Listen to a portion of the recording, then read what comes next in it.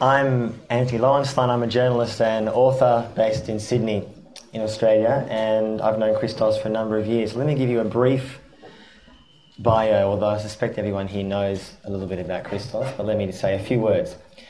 He's written a number of books, Loaded, Jesus Man, Dead Europe, and arguably the most famous, The Slap, which came out a few years ago but has recently been shortlisted but didn't win.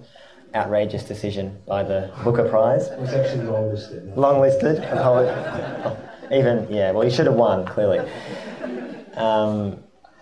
Christos has also written many plays, and a version of The Slap is appearing on ABC TV next year. As a mini-series. And do you have any involvement in that, or...? I was very fortunate at the end of last year, the 3 weeks, with the writers involved in the TV adaptation.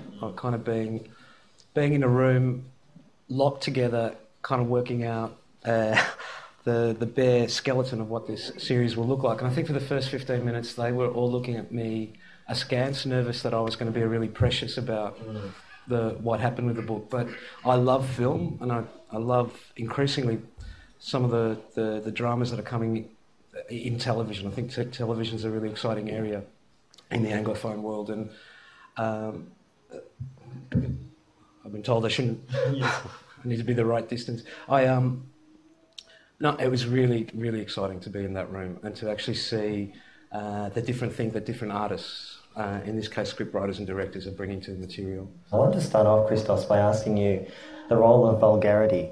And that term, I think, often is used in a derogatory way in the West. The idea that somehow being vulgar is a bad thing, that's being rude, it's being inappropriate. And your work is full of, in inverted commas, vulgarity.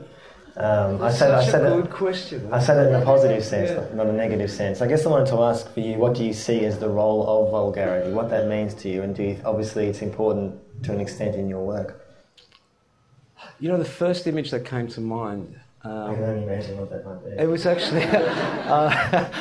actually...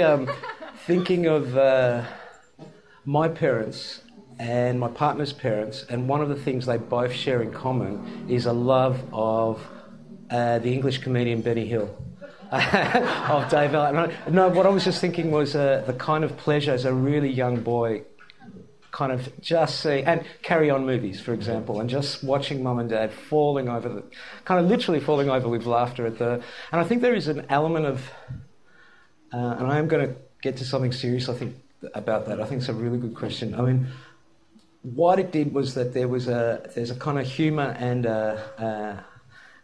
vividness there that's also not necessarily dependent on the language. You know, but they weren't familiar with the English language, but they could appreciate the kind of the sexual humour, the sexual innuendos, the kind of the spirit of the comedy. And I think I've talked a lot about my concern with a kind of a politeness coming into the English language novel.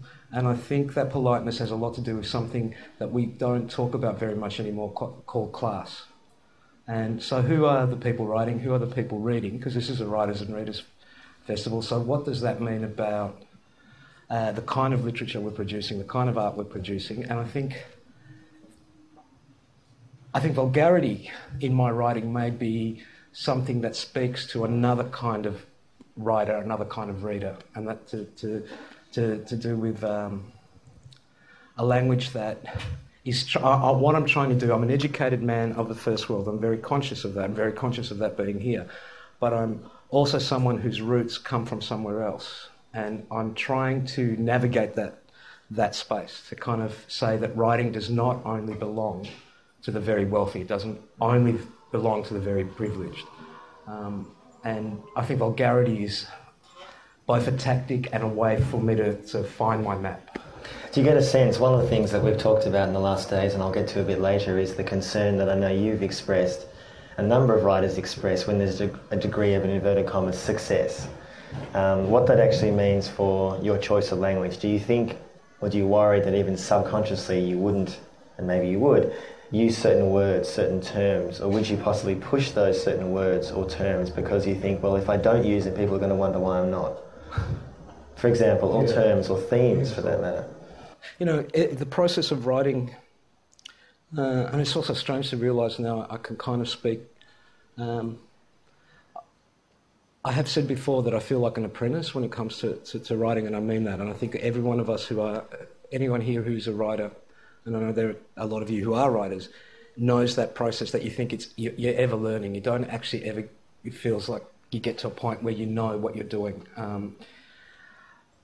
I said yesterday that it's like you start a new project and it's the blank page and you're terrified and you think, why am I in front of, I'm a fraud, I can't do this, I'm going to be caught out. And then you begin the work and you realise, and this is why I use the metaphor of the apprentice, that you actually have learned certain skills. You have actually learned certain abilities of the trade or the vocation that you do. So that has been an ongoing discovery I've made over the last 20 years of writing. In terms, with the success of the Slap, and it's all about, I think, there's two things at play there. One is the financial security that comes with having a novel that does really well. So you suddenly, for the first time in my life, I can write full-time for a couple of years. Previous to that, I've been working part-time to help support the activity I love to do. But nowhere in that time have I felt like I needed to compromise the language I've used, the themes I've explored, the characters I created. There have been moments where I've had to think through the responsibility of what I'm doing, particularly with Dead Europe, the novel before, because part of it is about anti-Semitism, trying to be quite frank and honest in trying to explore my own racism and hoping that I didn't fall over into an exploitation or in doing that. I mean, certainly I thought of those things, but I never censored myself. And I find it interesting that it's only with the success of the Slap that that idea of censoring myself is occurring, and that's what I want to resist. Is that coming into... Sorry, because I was saying there was two things. So I think it is something about the dangling of the carrot, that temptation called success, fame, celebrity, that you need to be wary and conscious of. And I think the other thing too is, I know I'm going to speak to the Australians, I apologise, in the audience about this. I know we're supposed to not talk about the cultural cringe as if that's in the past, but I wonder sometimes if there's an element there of, you're not really an authentic writer unless you succeed in the UK or the USA or, those big markets. And that too can be quite damaging on the kind of work we produce. I don't want to produce work. I want to write the works that I want to write. I don't want to, I don't want to sell out. Yeah, if I'm allowed to use that term. I think one of the things that comes through very clearly in your work, and it came out in a session we had yesterday about dissent, was the struggle that you have personally sometimes about you feeling, in my view, unfairly, that your so-called commitment to activism or political engagement is not enough, or it's not committed enough, or it's not serious enough, or something like that. And for you, and I said I would disagree with that, because I think one of the key things that fiction can do on its own without necessarily you marching down the streets or writing petitions or whatever it may be is to articulate a position about whatever it may be, class, politics, sex, whatever. One of the things you said yesterday was that the idea of not writing was just an inconceivable thought, because this is what you want to do, this is who you are, this is who you've become. So I wanted to, ask you, why particularly do you love it? What attracts you to this path, and if you weren't doing it full time, what do you think you would be doing? I think I'd be really a deeply unhappy man if I wasn't writing. I think there is a truth to the idea that writing chose me in a sense rather than I chose writing. It feels like it is the one, not that it can't be, as I said earlier, that every writer knows those moments of really kind of lacerating self-doubt that I think is that comes from not only writing whenever you're involved in the arts, I think, but so there are moments of I'll call darkness in the writing, in the experience of writing, but it is the place where I feel most. What do I feel? I feel the most, I guess, centred, the most there, the most... I can't imagine being anywhere else but with the pen in my hand or in front of the computer. And it is part of both my waking life and my dream life. So at 5 o'clock in the morning, I woke up with this idea for a story. This morning. And that's, that is part... So my first thought was, I've got to write down just 2 sentences, and my second thought is, I really need to go and have a piss.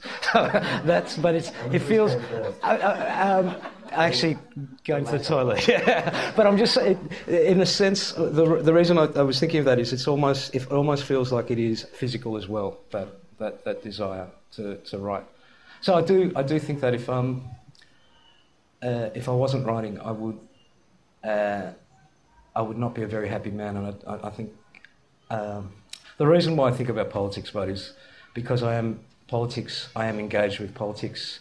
I think about it all the time because, I think any sane person, that's what I feel, needs to think about their place in the world and what is happening in the world. And sometimes it is hard because and I'm sorry for people who were there yesterday because I'm repeating myself, but I think it is important to convey it. The most despairing moments are when I do think the sword is mightier than the pen. When I do think there is so much suffering in the world, there are so many bloody wars, there is so rapidly a vanishing planet that, what good is another 100,000 words flying out into the atmosphere? And then I think I have to think about the writers who changed my life, the writers who made me think, yes, I can escape the suburbs, the writers who convinced me that I did not have to live a lie regarding my sexuality and my identity, the writers who made me see that there was something broader than Australia, and the writers who made me see that there was more in Australia than I had been aware of. If you have a belief as a writer that engagement with issues and politics is important, and you obviously meet, as many of us writers do, other writers, and many writers don't engage in those kind of things, they choose for whatever the reason may be, sometimes maybe good or bad, to be insular, to be small, to be narrow, whatever it may be.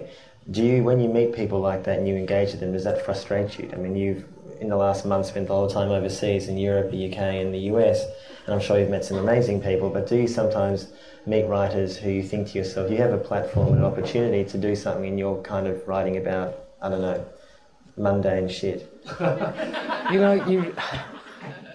When I was really young, and I'm talking kind of adolescent, I thought that, and that to be a writer, to be a filmmaker, to be an artist meant that you did want to change the world, or you had this fiery passion for something beyond art for art's sake, to use a cliche. But, yes, I've met lots of writers, and I realise it's like meeting lots of carpenters or meeting lots of doctors or meeting lots of anyone. There is a spectrum of people, and writers write for various reasons. I think we probably all share what I described earlier. I think every writer who cares passionately about what they do, about their writing, feels that cannot imagine themselves anywhere else but in front of that desk. But we do not all, there are very right-wing writers. There are religious writers. There are writers who can describe the intimate and make it the whole world. And I would not, and there's some of my favourite writers. I do get frustrated. What I get frustrated about is when you're absolutely right. Those moments when you think actually you can speak out. So that's not younger writers or writers who haven't got access to that power. I do get frustrated when I think you can say something. You can say Give me something. some names, like who? No, It's up to you. You don't have to. No, it's just because it's not a names. I'll come back to that because I don't. It's not even that I'm scared of giving names. I'm just trying to. I think there are writers who could do more in terms of their positions and what they could offer. I think for European writers, the end of communism and the kind of collapse of those grand traditions, those grand dreams about utopias, about possible worlds, and I'm talking about Europe because Europe, was at the epicenter geographically of that Cold War, and I've travelled through Eastern and Western Europe, and my background is Greek, so Europe has played a really big consciousness in it. I think with the collapse of communism, with the collapse of those dreams, writers in Europe, and I understand this, have been very, very scared of taking positions because I think they fear that they were fellow travellers with ideologies or fellow travellers with beliefs that have proved or have shown themselves to have really destructive possibilities. Now, I understand that aspect of what's happened. What I get frustrated about is that isn't necessarily the history of what has happened across the globe. And so to give you a really good example is, I'm really excited about, and I'm not moving from the question, I think it does kind of answer, I'm really excited about what's happening in Latin America, for example. I think for me, growing up in a place like Australia, which has a colonial history, that is, and a savage kind of history to do with the dispossession of the indigenous people of the land, that consciousness of what does it mean to be in a so-called new world, which is really the old world. And I had never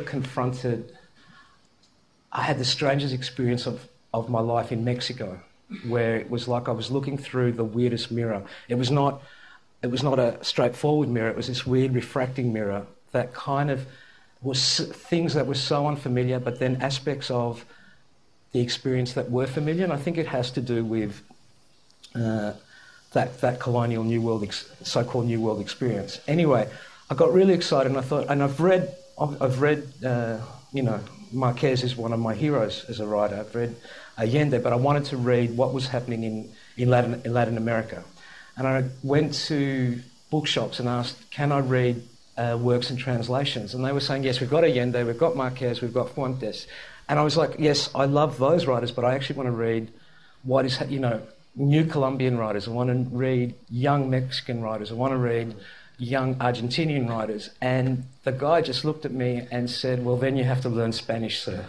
And that was a great, yes, I do, and I've been studying. But what I got frustrated is why are we as writers, and I include myself here, not doing more to get that work translated? Why are we not doing more to read outside the Anglophone world, to read outside the European world? Because I think there are such interesting things happening at the margins. But you're also talking about politically, I presume, apart from just writing-wise. Are you talking about in Latin America, so the issues of Morales in Bolivia or Chavez? You're talking about you're interested in what you see is happening there in terms of, I hate to use the term socialism or socialist revolution, but there's an attempt to reorder society. That's what Chavez is doing with success and failure in Morales in Bolivia. And of course, there is that interest that I have in the politics of what's happening on the ground in those places. I'm interested in the kind of experiments that are being made in kind of transforming, particularly, and I think coming from Australia, kind of the indigenous voices. Especially in a place like Bolivia, moving into the centre rather than the margin, for example. But as a writer, as a lover of film, I'm actually interested in what those cultural expressions as well, like kind of what is, I think, for example, when I've been reading the Latin Americans, and this is not everything, but the excitement of okay, how do we redefine, how do we make the realist novel exciting again, and exciting more than just describing, in pages how this glass sits on the table, but actually about how do we engage with what is happening to people, what these great forces, what are they doing to the way people live, the way people dream, the way people love. And I think that's what I mean. I think there is some exciting things happening in outside Europe, outside the United States, that I'm interested in trying to understand.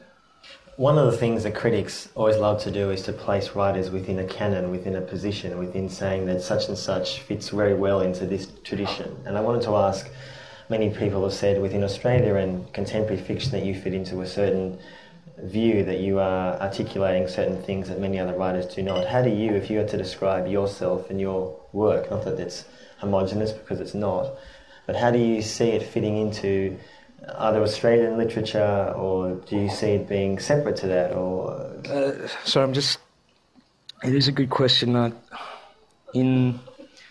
it's very difficult to have that objective Sure. view of yourself. I can only think about. I think for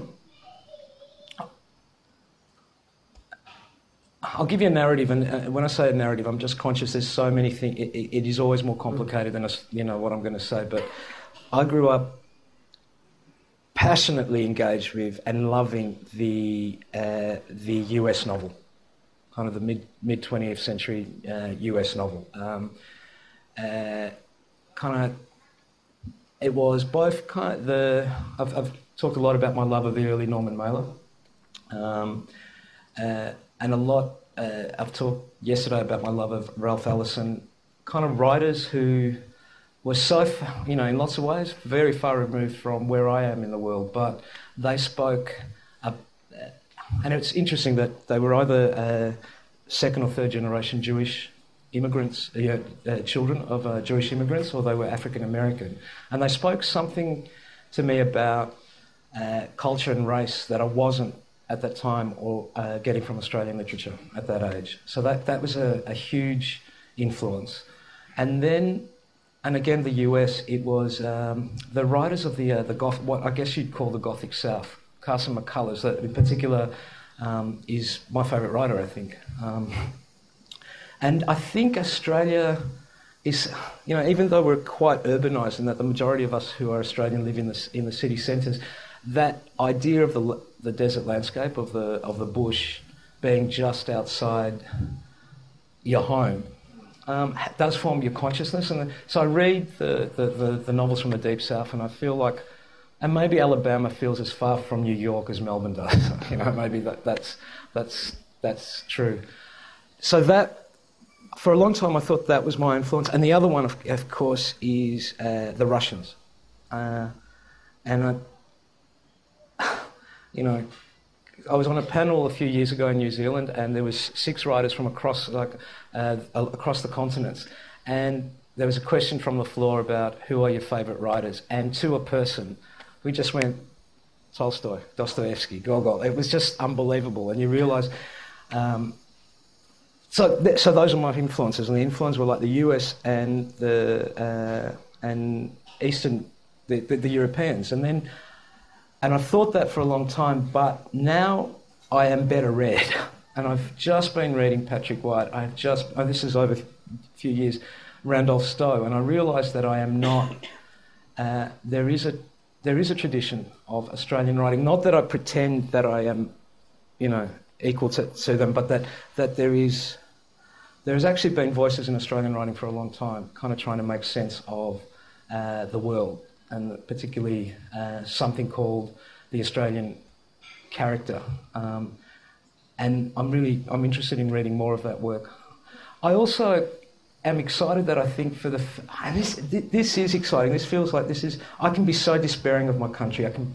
It's parochialism. It's kind of, sometimes it's second-rateness in terms of its politics and culture. The last election, I was so glad I was out of the country because it felt like there was... Between Dumb and Dumber. Yes, yes, exactly. But what I got excited coming back in is that I think there are going to be voices coming through that are going to challenge the kind of the idea of what an Australian is, and I feel like I am part of that. That actually, the surname Tsiolkas is an Australian surname. The surname Nguyen is an Australian surname. I think that feels exciting. And I think because that's, as I said before, I think some of the most exciting work is coming from the outsider now. All good writers have to have a degree of self-loathing, I think. And I say that because there are elements when you write where you say to yourself, this is maybe great, but in all likelihood not. So, and obviously you've written a number of books and plays, etc., and clearly I presume that you think some of your work is good, and I'm sure some of you think is better than other parts, inevitably. Tell us a little bit about what you dislike about your own work, what you think you could do better. I don't mean that as a criticism of your writing, simply as a comment about how writers often view their own craft. I think sometimes I can be lazy. I think that would be the first criticism that really comes to mind. I can be lazy. I think I wish sometimes I'm thinking of past work that I had spent more time in going over it, in actually working to another draft, in terms of being more acutely focused on I said, I'm an apprentice, on the trade I do, so kind of, not cutting corners. And I worry that I have cut corners, and I don't like that about myself as a writer. The other one, you talked about self-loathing.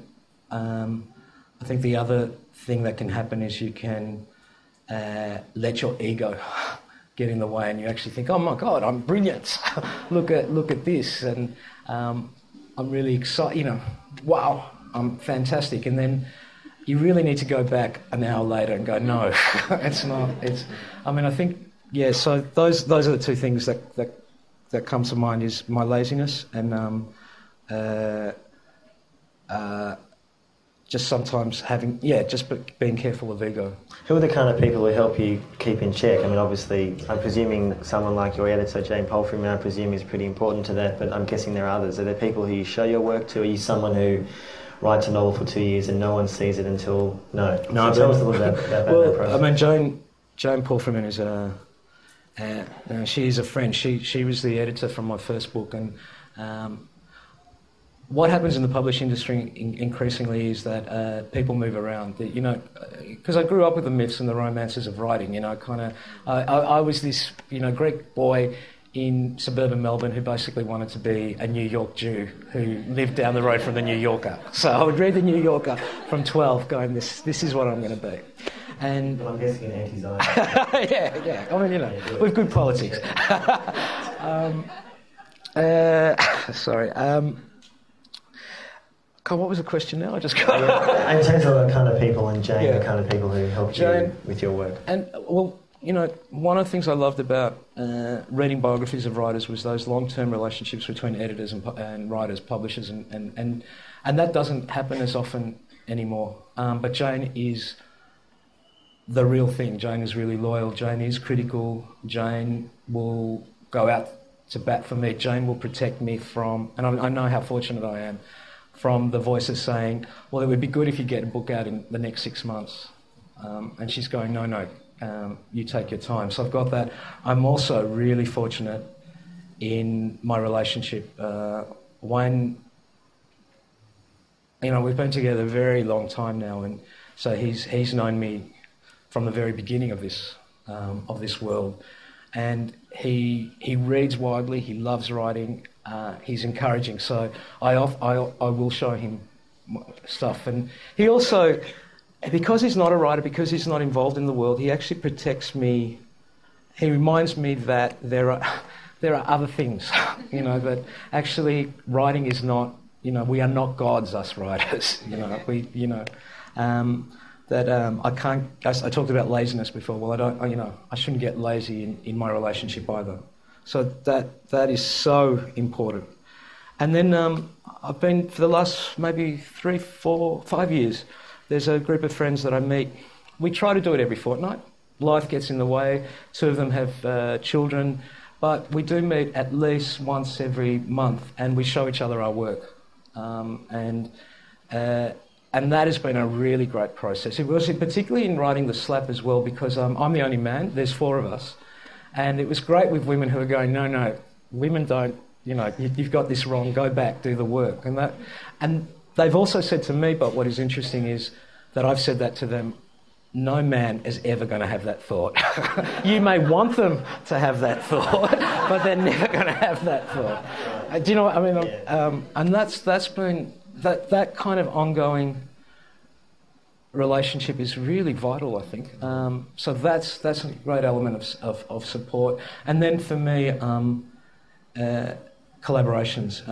I think particularly, I don't think at all I am not a gifted playwright at all. Like, I think there are, I'm just very aware of that. I think that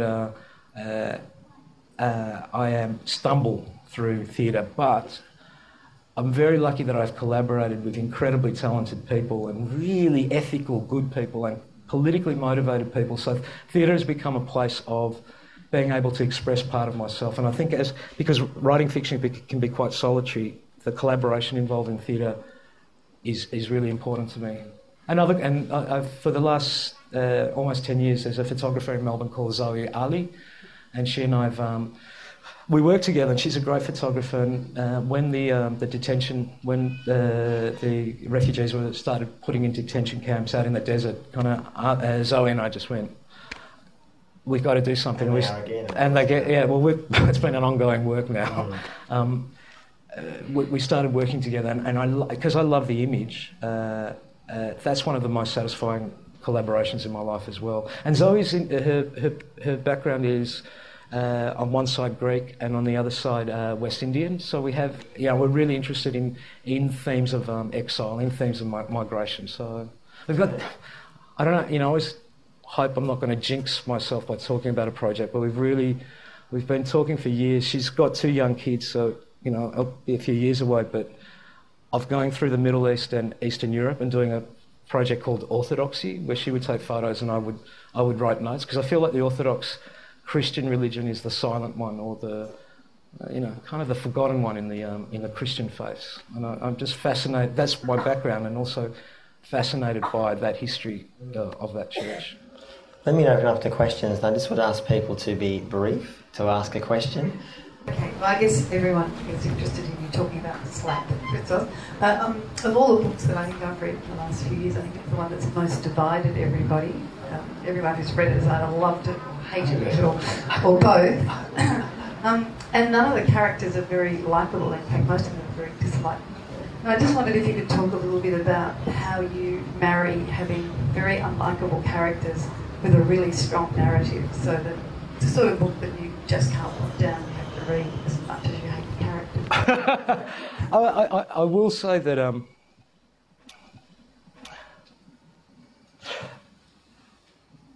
I don't know if the word of the writer in this case is worth much, but I don't have that feeling about the characters. One of the things that I was really conscious about, a lot of the novels I was reading from the UK in particular, I'll say England because they were largely English, I was really surprised about how black and white morality was. Or kind of the world was starting to be divided again into good people and, good guys and bad guys. And I know that is not the reality of how we live. I was really conscious with the Slap. I wanted to, after the novel before that, which kind of was a very different beast, and it was a kind of exercising of Europe, that I wanted to write something about the way we live now as Australians. And I wanted to say something about the Australia does not look like it did 25 years ago, that there's something exciting, something new happening here, something that the middle class has changed. I think I've been avoiding the subject of the middle class for a long time because I've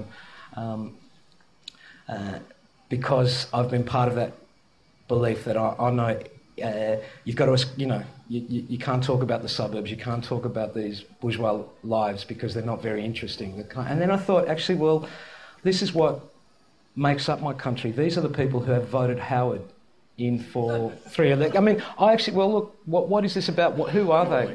4 elections. And also, I think there's there is a relationship you have, a reader with a writer, that is about trust, right, and about faith. And if I am not going to be honest with you about the darkness in my soul, I am very aware of the compromises I've made as a human being. I'm very aware of the shameful things I've done, of the betrayal of friends or lovers, and I don't. That's one of the hard things you deal with. I think that's what truly you realise you're adult, is when you experience that shame. And so I didn't want to be this objective voice of God with a slap, saying I can't understand these characters. The fact is I can understand them too well. So I wanted to write that novel. And yes, they are hypocritical, they are deceitful, they are quite base and greedy and have too much. But I actually think that's true of my generation in Australia. I don't think that's a falsehood. But I will stand up and defend the two young characters in the book. I think they are something different. They are, and I will defend the old man, even though I don't agree with Manoli. I don't agree obviously with his racism. But he has a code of honour that my generation doesn't have. But so that was what I was trying to do. And what I was, as a writer, what I was just excited about, it was just a real pleasure. There wasn't, to be honest, the themes were the politics for me, but the pleasure of writing that book is can I create a story that goes across 8 characters and doesn't bore you, and doesn't bore myself, because that's the fight. If I'm bored by my own writing, then it's not going to work. But that was my biggest fear was that you'd reach the end of the chapter and then you'd go, oh no, I'm not going to start another one. So the fact that people have read it to the end excites me. And even when I get letters going, how dare, I hated this book, and why did you do this on page 416? I think,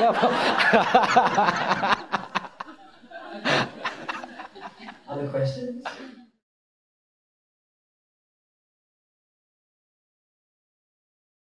I think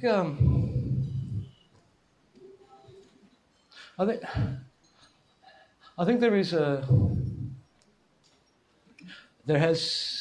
the reason I'm hesitating, I say that is, every time you make a statement, it's a generalisation, and there are exceptions. Please understand that. I know that, right? I think 2 things come to mind with that. That I think women are by far the biggest readers, and I think there has been. I think actually, kind of, you got to become better readers and take more challenging.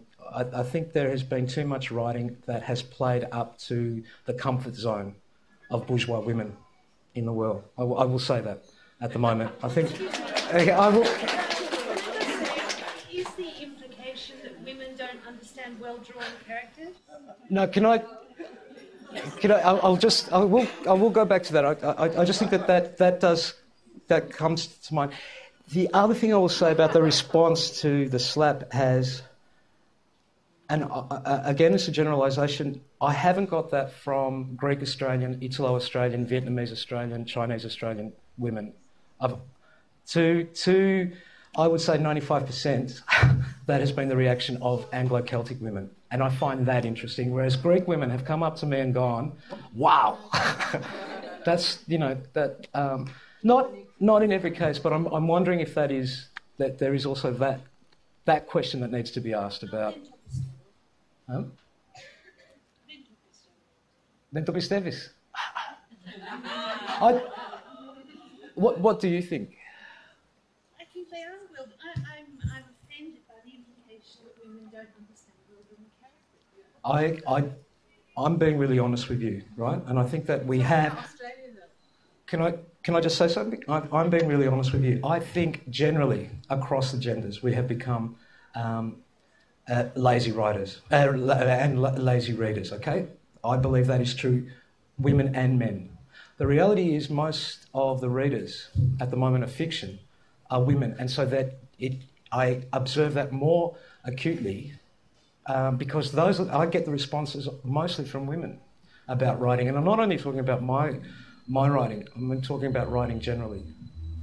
And I think that question is a good one to ask of all us, regardless of our gender. Have we become lazy in the way we read? And I think the answer is largely yes.